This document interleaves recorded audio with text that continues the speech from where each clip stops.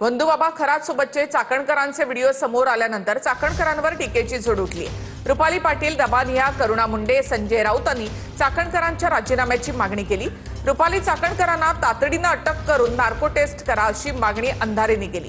तर महिला आयोगाच्या अध्यक्षा चाकणकर फरार असल्याची टीका रुपाली ठोंबरे पाटील यांनी केली आहे। नाशिकमधल्या बंधुबाबा खरात प्रकरणामध्ये रुपाली पाटील ठोंबरे, सुषमा अंधारे, अंजली दमानिया यांनी चाकणकर यांच्यावर टीकेची झोड उठवली आहे। तर चाकणकर तंत्रमंत्र विद्या करत होत्या असं पीडितेनं सांगितल्याचा दावा अंधारेंनी केलाय। चाकणकरांना अटक करा, नार्को टेस्ट करा अशी मागणी अंधारेंनी केली आहे। 2 सप्टेंबर 2024 ला सोमवती अमावस्येला चाकणकरांनी अनामिका कापली होती। त्यानंतरचे अनामिकाला बँडेज लावलेले चाकणकरांचे फोटो अंधारेंनी पत्रकार परिषदेत दाखवत निशाणा साधलाय। ज्या बाईंना महिला आयोगाच्या अध्यक्षपदी बसवलेलं आहे त्या बाई 2 सप्टेंबर 2024 ला सोमवती अमावस्येच्या दिवशी स्वतःची अनामिका कापून अशा पद्धतीची तंत्रमंत्र विद्या करतात असं पीडित महिला सांगतात। आणि अनामिका कापून घेतली, ती कधी कापली, 3 महिने त्याच्यावर बँडेज होतं, या सगळ्या गोष्टी ज्या मांडल्या, हे सगळं बघितल्यानंतर महाराष्ट्रातल्या प्रत्येक महिलांचंच नाही तर पुरुषांचं सुद्धा डोकं उसळलं पाहिजे आणि तात्काळ या व्यक्तीला अध्यक्ष पदावरनं काढा, अटक करा अशी माझी पहिली मागणी।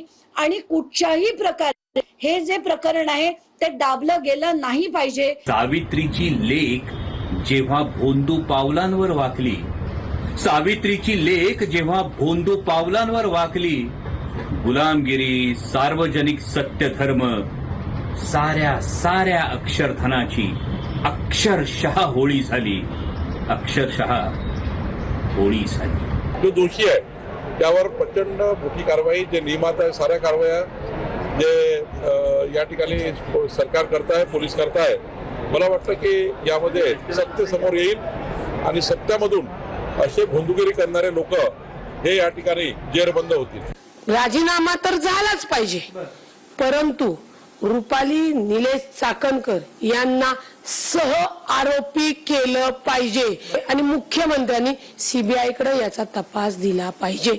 24 तासात बडतर्फ करा, राजीनामा नाही बडतर्फ करा, नाहीतर महाराष्ट्राच्या सगळ्या महिला नेत्यांना मी विनंती करेन की यांच्या विरुद्ध आपण एक मोठं आंदोलन केलं पाहिजे।